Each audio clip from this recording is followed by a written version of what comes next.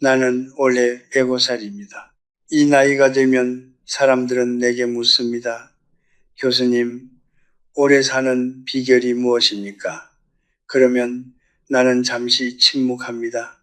왜냐하면 오래 산다는 것은 비결의 문제가 아니기 때문입니다. 그것은 선택의 문제입니다. 매일 아침 무엇을 내 삶 안으로 드릴 것인가? 그리고 무엇을 내 삶 밖으로 내보낼 것인가?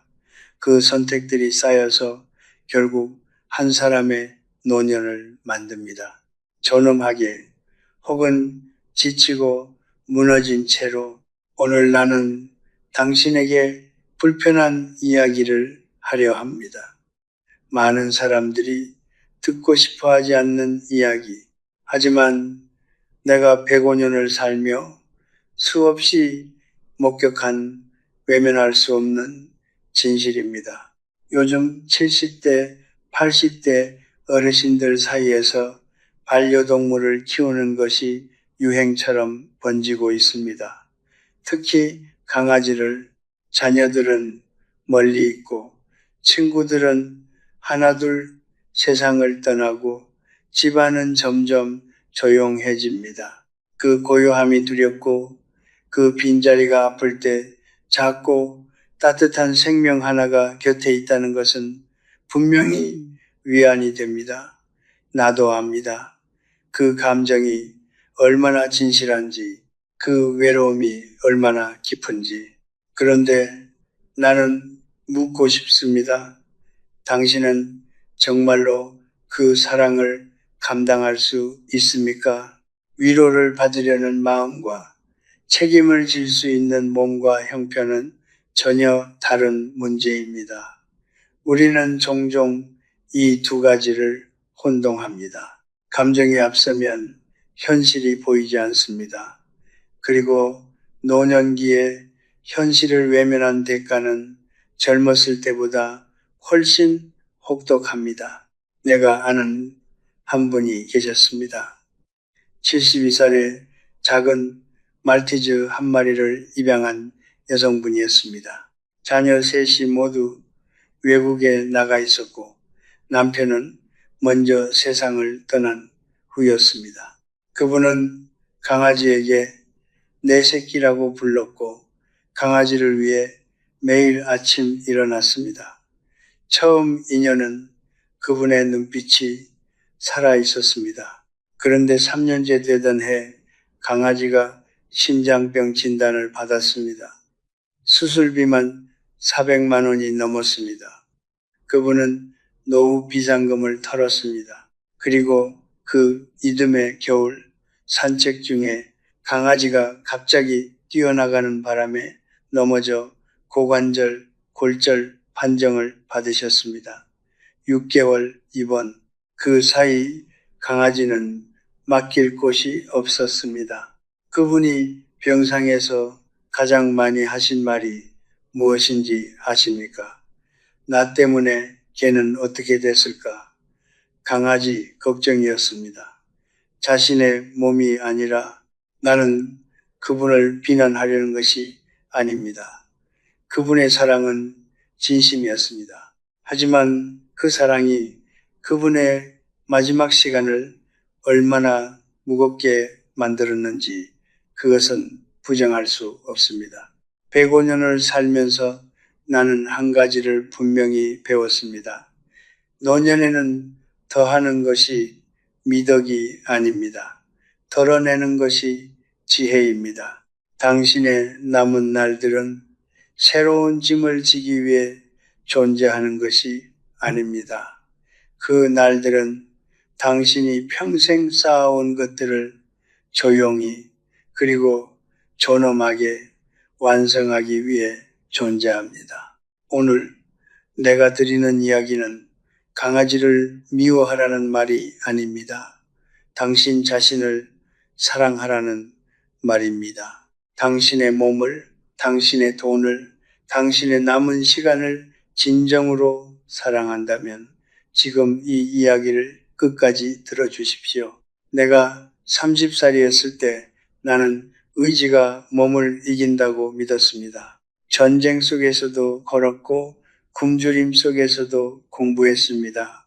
그때는 정말로 마음만 먹으면 몸은 따라온다고 생각했습니다. 젊음이란 그런 착각을 허락하는 시절입니다. 하지만 내가 90살을 넘기고 나서 비로소 깨달았습니다. 몸은 의지에 복종하지 않습니다. 몸은 거짓말을 하지 않습니다. 몸은 오직 진실만을 말합니다. 그리고 그 진실은 때로 우리가 듣고 싶지 않은 방식으로 찾아옵니다. 70대의 몸은 이미 오랜 세월을 버텨온 몸입니다.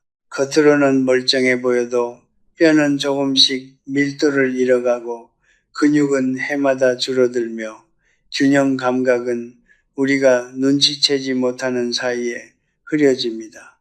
의학적으로 말하면 65세 이후부터 인간의 근육량은 매년 약 1, 2%씩 감소합니다.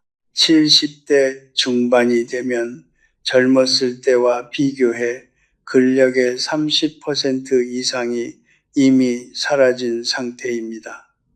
이것은 의지의 문제가 아닙니다. 이것은 시간의 문제입니다. 그런데 강아지를 키운다는 것은 이 몸에게 무엇을 요구하는 것일까요? 매일 아침 일어나 리드줄을 손에 쥐어야 합니다. 비가 오든 바람이 불든 무릎이 시리든 강아지는 산책을 기다립니다. 산책을 걸으면 강아지는 실내에서 뛰어다니거나 짖습니다.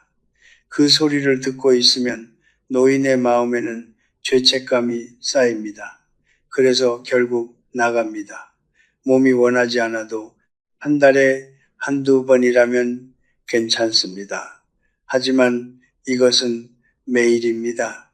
365일입니다. 그 의무는 쉬지 않습니다. 목욕은 어떻습니까? 강아지를 들어 올려 씻기고 드라이어로 말리고 귀를 닦고 발톱을 정리하는 일. 젊은 사람도 번거롭다고 느끼는 이 일이 손목이 약해진 70대에게는 상당한 체력 소모입니다. 동물병원 방문도 마찬가지입니다. 강아지를 캐리어에 넣고 대중교통을 타거나 택시를 잡아 이동하는 그 과정 하나하나가 노인의 에너지를 조용히 갉아먹습니다. 그런데 더 위험한 것이 있습니다. 바로 낙상입니다. 한국질병관리청의 자료에 따르면 65세 이상 노인의 낙상 사고는 사망으로 이어지는 손상 원인 중 매우 높은 비율을 차지합니다. 낙상으로 인한 고관절 골절 이후 1년 이내 사망률은 20, 30%에 달한다는 연구도 있습니다. 노인에게 넘어짐은 단순한 사고가 아닙니다. 그것은 삶의 전환점이 될 수 있습니다. 강아지는 예측할 수 없습니다. 산책 중 갑자기 달려들거나 리드줄을 세게 당기거나 발 앞에서 갑자기 멈춰 서거나 계단에서 엉키거나 이런 순간들이 노인에게는 단 한 번의 실수로 치명적인 결과를 만들어냅니다. 내가 아는 한 70대 남성분은 아파트 복도에서 강아지가 갑자기 옆집 고양이를 향해 뛰어나가는 바람에 줄에 발이 걸려 넘어지셨습니다. 고관절 골절이었습니다. 수술 후 재활까지 8개월, 그분은 퇴원하고 나서 이렇게 말씀하셨습니다. 그 개가 나쁜 게 아닙니다. 내가 판단을 잘못한 겁니다. 나는 그 말이 오래 마음에 남았습니다. 판단. 노년에 가장 필요한 것은 새로운 무언가를 시작하려는 용기가 아닙니다. 무엇이 자신에게 맞는지를 냉정하게 판단하는 지혜입니다. 사랑은 충동에서 시작될 수 있습니다. 하지만 책임은 반드시 현실 위에 서야 합니다. 강아지는 당신을 사랑합니다. 그것은 사실입니다. 하지만 강아지는 당신의 무릎이 얼마나 아픈지 모릅니다. 당신의 손목이 얼마나 약해졌는지 모릅니다. 당신이 어제 얼마나 힘들었는지도 모릅니다. 강아지의 사랑은 순수하지만 그 사랑은 당신의 몸 상태를 배려하지 않습니다. 배려할 수 없기 때문입니다. 당신의 몸을 가장 잘 아는 사람은 당신 자신입니다. 그리고 당신의 몸을 가장 먼저 지켜야 할 사람도 바로 당신입니다.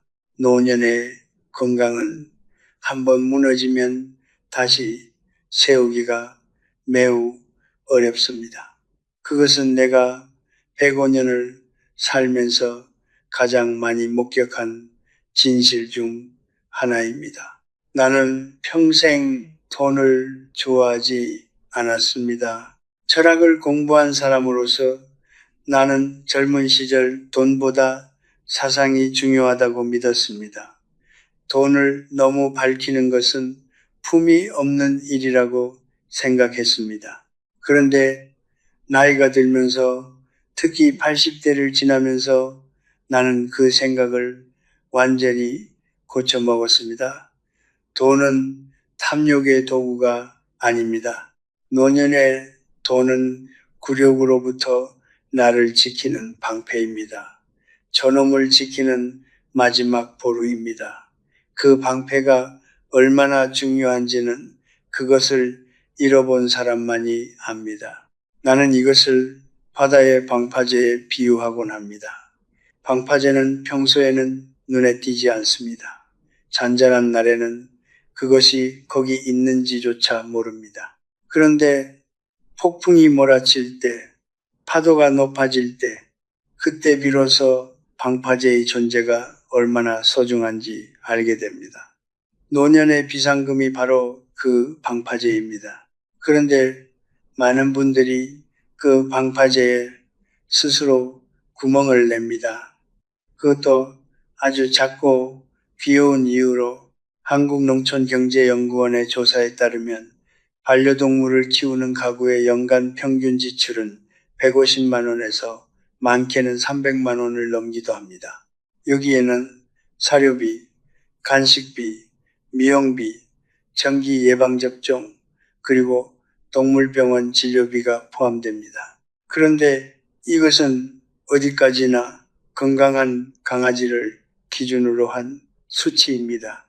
강아지가 아프기 시작하면 이야기는 완전히 달라집니다. 소형견의 평균 수명은 12년에서 15년입니다. 그런데 노령견이 되면 심장병, 관절질환, 종양, 신부전 등 각종 질병이 찾아옵니다. 이때 발생하는 수술비와 치료비는 수백만 원을 훌쩍 넘기는 경우가 많습니다. 실제로 반려동물 관련 커뮤니티에는 강아지 심장 판막 수술에 700만 원, 암 수술에 200만 원이라는 글들이 심심치 않게 올라옵니다. 이 금액이 젊은 맞벌이 부부에게는 힘들지만 감당 가능한 수준일 수 있습니다. 하지만 매달 나오는 국민연금이 전부인 70대 노인에게는 어떻겠습니까? 나는 한 분을 기억합니다. 76살의 남성분이었는데 15년 전에 분양받은 포메라니안이 13살이 되던 해에 종양 진단을 받았습니다. 의사는 수술을 권유했습니다. 비용은 500만 원. 그분은 망설이지 않았습니다. 통장을 열었습니다. 그 돈은 그분이 3년에 걸쳐 모은 비상금이었습니다. 수술은 성공했습니다. 강아지는 1년을 더 살았습니다. 그런데 그 이후 그분의 삶이 어떻게 바뀌었는지 아십니까? 냉방이 부족한 여름을 에어컨도 제대로 틀지 못한 채 버텼습니다. 치과 치료를 미뤘습니다. 자녀에게 처음으로 손을 벌렸습니다. 그 순간 그분의 얼굴에 스친 표정을 나는 아직도 잊지 못합니다. 부끄러움이었습니다. 그 부끄러움은 강아지가 준 것이 아닙니다. 준비되지 않은 선택이 준 것입니다. 나는 이것을 말하고 싶습니다. 자녀에게 손을 벌리는 순간 노년의 관계는 조용히 달라집니다. 아무리 효심이 깊은 자녀라도 그 순간부터 부모를 바라보는 시선에 미세한 변화가 생깁니다. 말로는 표현하지 않지만 인간의 심리는 정직합니다. 나는 인간이 순수한 이타심만으로 움직인다고 믿지 않습니다. 105년을 살면서 확인한 것은 인간은 자기 이익과 감정에 솔직한 존재라는 것입니다. 그것을 비난하는 것이 아닙니다. 그것이 인간의 본성임을 인정하자는 것입니다. 그러니 자녀에게 짐이 되지 않으려면 스스로를 지킬 수 있는 재정적 방파제를 끝까지 지켜야 합니다. 돈이 있는 노인은 부탁하지 않아도 됩니다. 돈이 있는 노인은 선택할 수 있습니다. 돈이 있는 노인은 미소를 잃지 않아도 됩니다. 그 미소는 행복해서 짓는 미소가 아닙니다. 누구에게도 기대지 않아도 된다는 자유에서 나오는 미소입니다. 그 자유를 지키십시오. 그것이 노년의 존엄입니다. 강아지는 당신의 방파제가 무너지는 것을 막아줄 수 없습니다. 오히려 그 방파제에 가장 먼저 그리고 가장 조용히 구멍을 내는 존재가 될 수 있습니다. 사랑스럽고 귀여운 얼굴로 나는 철학을 공부한 사람입니다. 그래서 나는 오랫동안 인간의 고독에 대해 생각해 왔습니다. 고독은 나쁜 것이 아닙니다. 고독은 인간이 자기 자신과 마주하는 시간입니다. 하지만 외로움은 다릅니다. 외로움은 고독을 견디지 못할 때 찾아오는 감정입니다. 그리고 그 외로움을 잘못된 방식으로 채우려 할 때 인간은 더 깊은 고립 속으로 빠져들게 됩니다.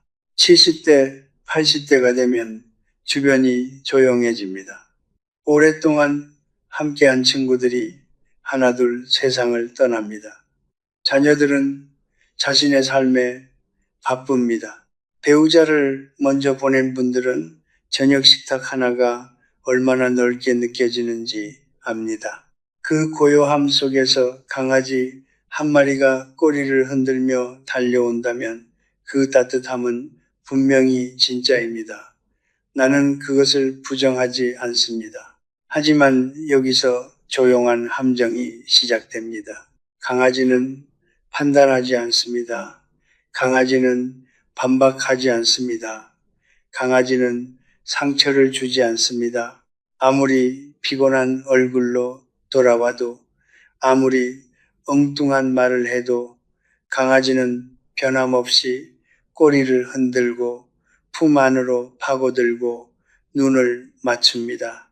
인간관계에서 받는 크고 작은 상처들, 오해와 실망과 갈등, 강아지 곁에서는 그 모든 것이 사라지는 것 같습니다.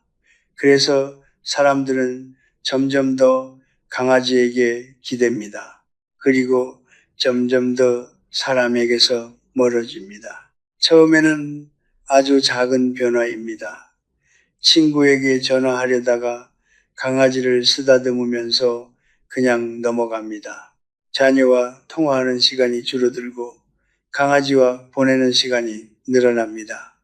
이웃과 나누던 짧은 인사가 줄어들고 강아지 산책 시간에만 잠깐 마주칩니다. 겉으로는 아무 문제가 없어 보입니다. 오히려 활기차 보이기도 합니다. 하지만 그 안에서 인간 대 인간의 연결은 서서히 마르고 있습니다. 나는 이것을 독일의 철학자 아르투르 쇼펜하우어가 이야기한 고슴도치의 딜레마로 설명하곤 합니다. 추운 겨울날 고슴도치들은 서로의 체온을 나누기 위해 가까이 모입니다. 그런데 너무 가까이 다가가면 서로의 가시에 찔립니다. 그래서 고슴도치들은 적당한 거리를 찾아냅니다. 상처를 주지 않으면서도 온기를 나눌 수 있는 그 거리, 인간 관계도 마찬가지입니다. 가까이 다가가면 때로 질립니다. 상처를 받습니다. 그래서 많은 분들이 그 고통을 피하기 위해 강아지에게로 향합니다. 강아지는 가시가 없으니까요. 하지만 가시 없는 온기는 진짜 온기가 아닙니다. 그것은 온기의 환상입니다. 인간은 인간에게서만 받을 수 있는 것들이 있습니다.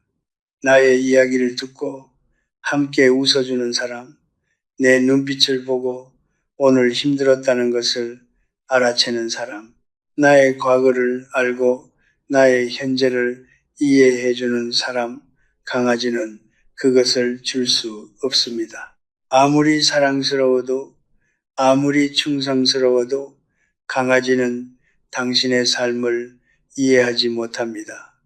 당신의 이름도 모릅니다. 당신이 젊었을 때 무슨 꿈을 꾸었는지, 어떤 슬픔을 이겨냈는지 강아지는 알 수 없습니다.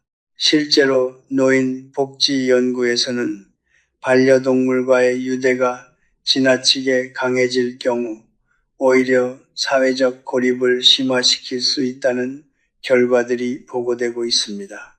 강아지가 있으니까 괜찮다는 느낌이 인간관계를 회복하려는 동기 자체를 약화시키기 때문입니다. 외로움을 느끼지 않으니 외로움을 해결하려는 노력도 하지 않습니다. 그 사이 진짜 외로움은 더 깊어집니다. 나는 젊었을 때 많은 관계에서 상처를 받았습니다. 배신도 경험했고 오해도 받았습니다. 그래서 한때는 사람보다 책이 낫다고 생각한 적도 있었습니다. 책은 나를 배신하지 않으니까. 하지만 90살이 넘고 나서 나는 분명히 알게 되었습니다. 상처를 피하려다 연결을 이루면 결국 인간은 자기 자신 안에 갇히게 됩니다. 그리고 자기 안에 갇힌 노인만큼 고독한 존재는 없습니다. 사람과의 관계는 불편합니다. 때로는 상처를 줍니다. 하지만 그 불편함 속에 삶이 있습니다. 그 마찰 속에 온기가 있습니다. 강아지의 무조건적인 사랑은 달콤하지만 그 달콤함이 당신을 진짜 세상으로부터 조금씩 멀어지게 만들고 있다면 그것은 위로가 아닙니다. 그것은 아주 부드럽고 따뜻한 방식의 고립입니다. 외로움은 채운다고 사라지지 않습니다. 외로움은 오직 진짜 연결을 통해서만 치유됩니다. 그리고 진짜 연결은 언제나 인간과 인간 사이에서만 일어납니다. 나는 105년을 살면서 수많은 이별을 경험했습니다. 부모님을 떠나보냈고, 형제들을 떠나보냈고, 평생을 함께한 친구들을 떠나보냈습니다. 전쟁 속에서 이름도 모르는 사람들의 죽음을 옆에서 지켜보았습니다. 이별은 삶의 일부입니다. 그것을 나는 오래전에 받아들였습니다. 하지만 이별에도 종류가 있습니다. 준비된 이별과 준비되지 않은 이별, 그리고 준비되지 않은 이별이 남기는 상처는 나이가 들수록 훨씬 더 깊고 오래갑니다. 강아지의 평균 수명은 12년에서 15년입니다. 70살의 강아지를 입양한다면 그 강아지는 당신이 82살에서 85살이 될 무렵 세상을 떠납니다. 그 나이의 노인에게 사별이란 무엇을 의미하는지 한번 진지하게 생각해 보신 적 있습니까? 반려동물을 잃은 노인이 경험하는 슬픔은 일반적인 상실감과 다릅니다. 전문가들은 이것을 펫로스 증후군이라고 부릅니다. 하루도 빠짐없이 함께 있었던 존재, 아침마다 눈을 맞추고 밥을 주고 산책을 나갔던 존재가 사라지는 것은 단순히 동물 한 마리를 잃는 것이 아닙니다. 그것은 일상의 구조 전체가 무너지는 경험입니다. 매일 반복되던 리듬이 사라지고 집안이 갑자기 낯선 공간처럼 느껴집니다. 강아지 밥그릇이 그대로 놓여있고 리드줄이 현관에 걸려있고 작은 방석이 소파 옆에 남아있습니다. 그 하나하나가 칼처럼 마음을 찌릅니다. 노인의 심리는 젊은 사람과 다릅니다. 젊은 사람은 슬픔을 겪어도 앞으로 나아갈 시간이 있습니다. 새로운 관계를 만들고 새로운 일상을 만들 수 있습니다. 하지만 80대의 노인에게는 그 시간이 넉넉하지 않습니다. 상실이 남긴 공백을 채울 방법이 줄어듭니다. 그래서 반려동물을 잃은 노인이 심각한 우울증으로 이어지는 경우가 적지 않습니다. 식욕을 잃고 수면이 불규칙해지고 집 밖으로 나가는 것을 꺼리게 됩니다. 그 우울이 깊어지면 신체 건강에도 영향을 미칩니다. 면역력이 떨어지고 만성질환이 악화됩니다. 그리고 그 악순환의 시작점에는 작고 사랑스러운 강아지와의 이별이 있습니다. 그런데 나는 여기서 한 가지를 더 말하고 싶습니다. 강아지가 먼저 떠나는 것만이 문제가 아닙니다. 당신이 먼저 쓰러지는 경우도 있습니다. 노인은 예고 없이 몸이 무너질 수 있습니다. 뇌졸중, 심근경색, 폐렴, 이런 응급 상황은 언제든 찾아올 수 있습니다. 갑자기 119를 불러야 하는 상황, 갑자기 며칠 혹은 몇 주를 병원에 입원해야 하는 상황, 그 순간 당신의 머릿속에 가장 먼저 스치는 생각이 무엇이겠습니까? 가족에게 연락해야 한다는 것, 그리고 집에 강아지가 있다는 것. 나는 병원에서 일하는 분들에게 이런 이야기를 들은 적이 있습니다. 응급실에 실려온 노인 환자가 의식이 흐릿한 상태에서도 집에 강아지가 있어요. 강아지가 걱정돼요. 라고 중얼거렸다고 합니다. 의료진은 치료에 집중해야 합니다. 보호자는 환자 상태에 집중해야 합니다. 그런데 그 와중에 강아지를 맡아줄 사람을 찾아야 하는 현실적인 혼란이 더해집니다. 자녀들에게 연락하면 엄마 몸은 어때요? 라는 걱정보다 강아지는 어떻게 해요? 라는 당황스러운 질문이 먼저 오가기도 합니다. 강아지를 맡아줄 사람이 없으면 어떻게 됩니까? 동물 임시 보호 서비스를 급히 찾아야 합니다. 비용이 발생합니다. 강아지가 낯선 환경에서 스트레스를 받습니다. 그 소식이 병상에 누운 노인의 귀에 들어옵니다. 노인은 자신의 회복보다 강아지 걱정으로 마음이 무겁습니다. 죄책감이 쌓입니다. 치유에 집중해야 할 시간에 감정적 소진이 먼저 찾아옵니다. 이것이 단순한 불편함이 아닙니다. 이것은 회복을 방해하는 심리적 장애물입니다. 나는 80대 후반에 잠깐 입원한 적이 있었습니다. 그때 나는 아무것도 걱정할 것이 없었습니다.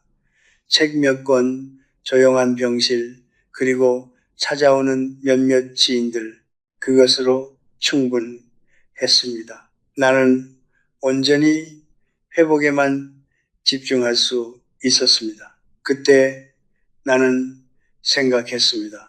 노년의 진정한 자유란 아무것도 걱정하지 않아도 되는 몸과 마음의 상태라고. 책임이 적을수록 자유는 커집니다. 그리고 그 자유가 때로는 목숨을 지켜줍니다. 당신이 쓰러지는 날, 강아지도 당신도 서로를 지킬 수 없습니다. 그 진실을 미리 알고 준비하는 것이 사랑을 저버리는 것이 아닙니다. 그것이 자신을 진정으로 사랑하는 방식입니다.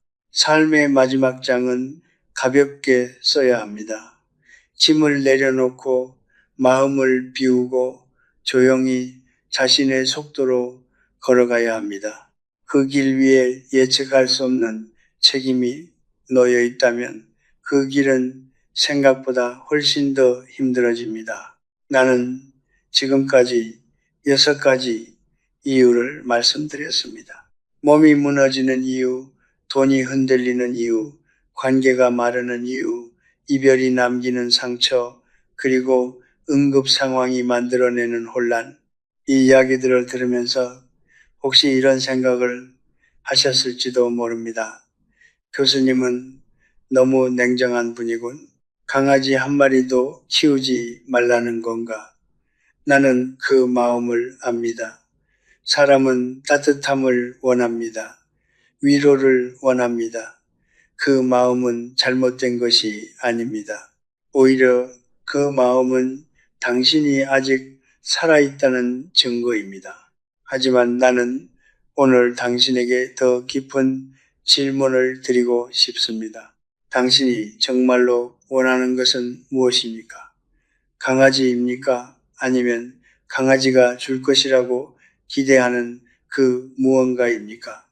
판단받지 않는 안전함, 존재 자체로 받아들여지는 느낌, 아침마다 나를 기다리는 존재, 내 곁에 조용히 있어주는 온기, 그것이 당신이 진정으로 갈망하는 것입니다. 그리고 나는 이렇게 말씀드리고 싶습니다. 그 갈망은 옳습니다. 그 갈망을 채워야 합니다. 다만 그것을 채우는 방법을 다시 생각해 보자는 것입니다. 나는 내면의 정원이라는 말을 좋아합니다.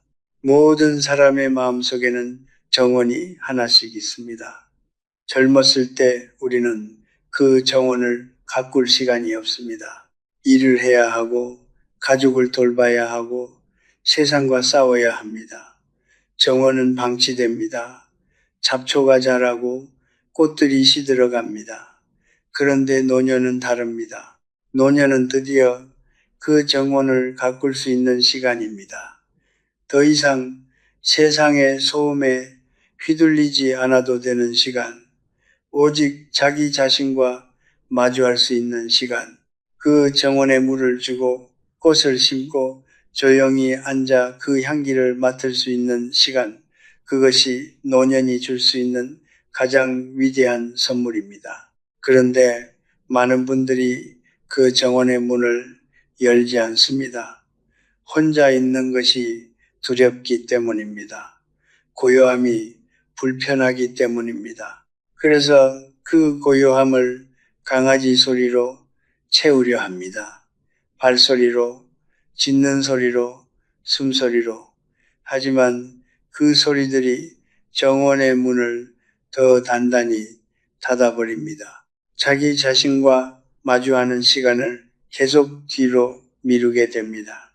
그리고 어느 날 그 정원은 영원히 가꾸지 못한 채로 남게 됩니다. 고독을 견디는 것은 약함이 아닙니다. 고독을 견디는 것은 능력입니다. 나는 혼자 있는 시간 속에서 가장 많은 것을 배웠습니다. 내가 진정으로 무엇을 원하는지, 무엇을 두려워하는지, 무엇을 후회하는지, 그것은 오직 조용한 시간 속에서만 들립니다. 강아지가 옆에서 꼬리를 흔들고 있을 때는 들리지 않습니다. 텔레비전이 켜져 있을 때는 들리지 않습니다. 오직 고요함 속에서만 자기 자신의 목소리가 들립니다. 그 목소리를 듣는 것, 그것이 노년의 가장 중요한 작업입니다. 그리고 나서 바깥으로 나가십시오. 하지만 강아지 리드줄을 손에 쥐고 나가는 것이 아니라 사람을 향해 나가십시오. 같은 시대를 살아온 이웃에게 먼저 말을 건네십시오. 오래전 연락이 끊긴 친구에게 짧은 안부를 전하십시오. 가까운 복지관이나 소모임에 한 번만 발걸음을 옮겨보십시오. 처음에는 어색합니다. 처음에는 불편합니다. 하지만 그 어색함 속에 진짜 온기가 있습니다. 강아지가 줄 수 없는, 오직 인간만이 줄 수 있는 그 온기. 톨스토이는 이런 말을 남겼습니다. 인간에게는 오직 사랑만이 진정한 삶을 만든다고. 나는 그 말에 한 가지를 덧붙이고 싶습니다. 그 사랑은 반드시 인간과 인간 사이에서 흘러야 한다고. 눈을 맞추고 손을 잡고 목소리를 나누는 그 살아있는 연결 속에서 인간은 비로소 외롭지 않아집니다. 강아지를 포기하라는 말이 아닙니다. 당신 자신을 선택하라는 말입니다. 당신의 몸을, 당신의 마음을, 당신의 남은 시간을 가장 먼저 선택하십시오. 그 선택이 이기적인 것처럼 느껴질 수 있습니다.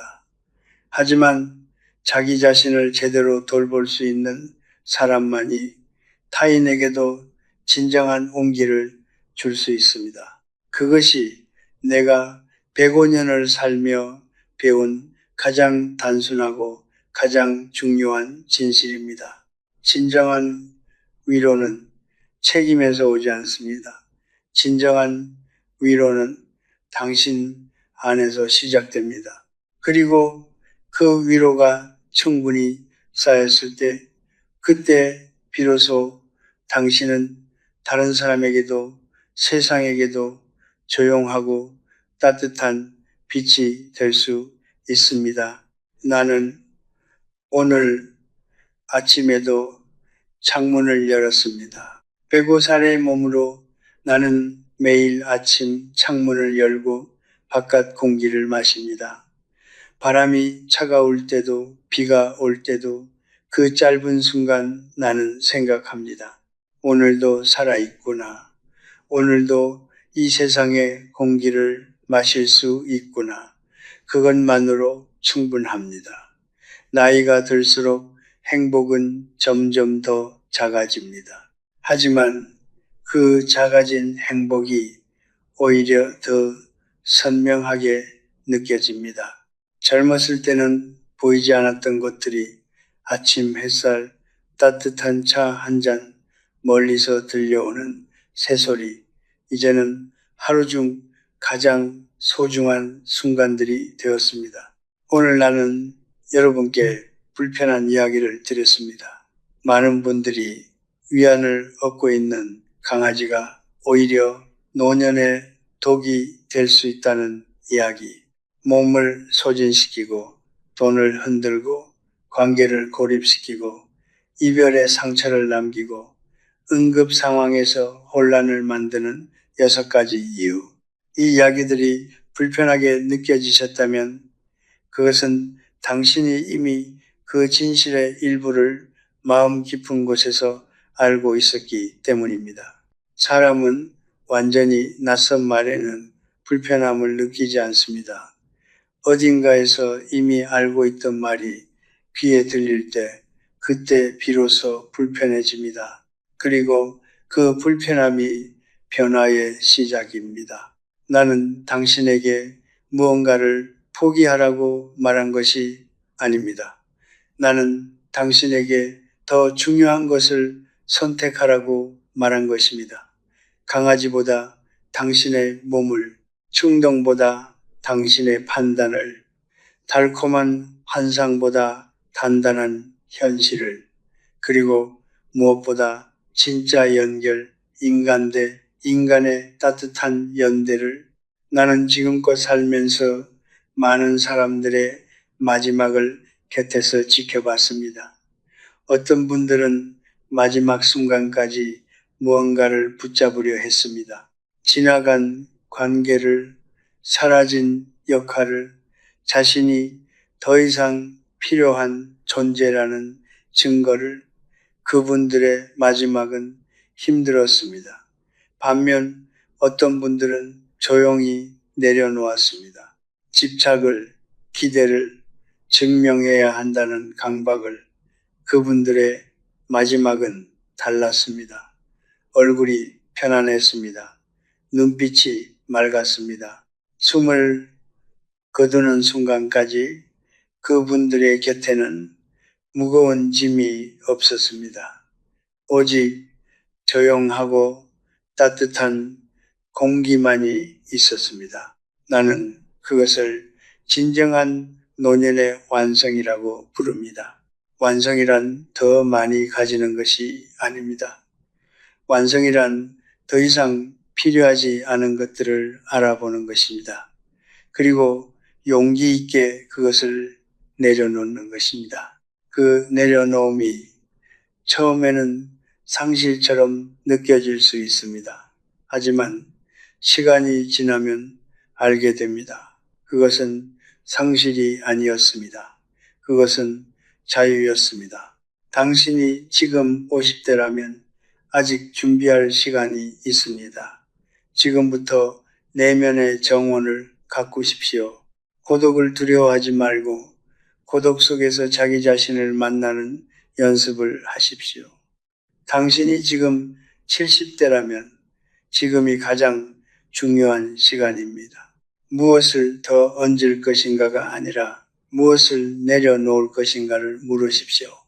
당신이 지금 80대 이상이라면 당신은 이미 충분히 많은 것을 해내셨습니다. 이제는 그 무게를 내려놓으셔도 됩니다.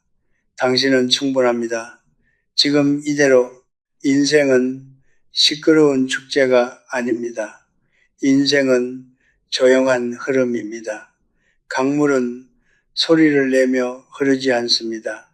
조용히 자신의 방향을 알고 멈추지 않고 흐릅니다. 당신의 남은 날들도 그러하기를 바랍니다. 조용하고 방향이 있고 멈추지 않는 흐름, 누군가의 시선을 위해서가 아니라 오직 당신 자신을 위해 흘러가는 시간. 오늘 이 이야기를 끝까지 들어주셔서 감사합니다. 당신이 이 영상을 보고 있다는 것은 아직 당신이 자신의 삶을 더 잘 살고 싶다는 마음이 살아있다는 뜻입니다. 그 마음이 가장 소중한 것입니다. 그 마음을 믿으십시오. 그 마음을 따라가십시오. 그리고 부디 당신의 남은 날들이 짐이 아니라 빛이 되기를 105년을 살아온 한 노인이 진심으로 바랍니다. 삶은 완성되는 것이 아닙니다. 삶은 끝까지 사라지는 것입니다. 조용히 존엄하게 그리고 자유롭게